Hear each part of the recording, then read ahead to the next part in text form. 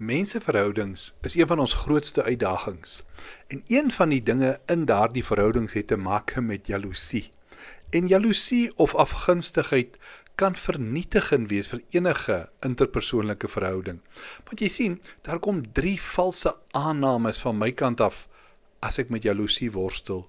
En dit is, as sy iets het, behoort ek dit ook te hê. As God my lief het, sal hy dit ook vir my gee. En nommer 3, my geluk hang af daarvan, of my hoop en drome op my manier vervul sal word. Weet jy, Jakobus het hierdie worsteling in verhoudings goed geken. Daarom skryf hy in Jakobus 3 vers 16, waar daar naïwer en selfsug is, kom daar wanorde en allerhande gemeene dade. Ek stel my jaloesie voor as 'n indringerplant in 'n tuin. Sodra dit wortel skiet, kan dit 'n hele tuin oorneem. Dit gaan die lewe uit al die plante suig en dit later onmoontlik maak vir enigiets anders om daar te groei. Kom ek verduidelik dit met 'n illustrasie. 2 mans wat albei ernstig siek was, het in dieselfde hospitaalkamer gelê. Die een man moes elke dag in opdrag van die dokter vir 'n uur regop sit in sy bed, sodat die vloeistof uit sy longe kon dreineer. Sy bed het langs die venster, die enigste venster in die kamer gestaan. Die ander man moes altyd plat op sy rug deurbring. Hulle 2 het ure aan een gepraat.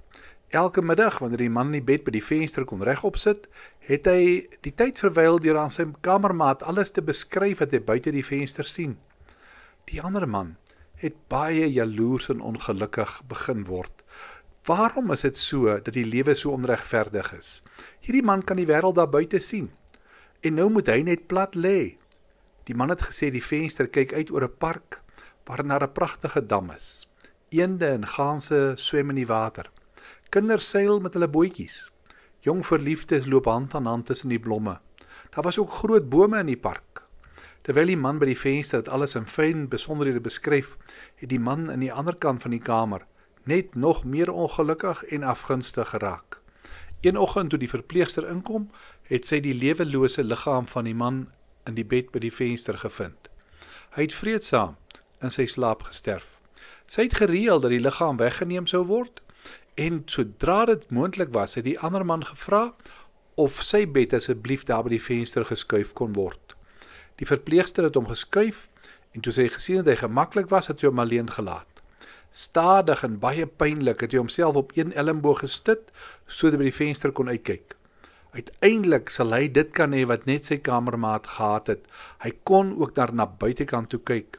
Hy was verbaas om te sien dat hy niks kon sien nie. Die venster het op 'n kaal muur uitgekyk.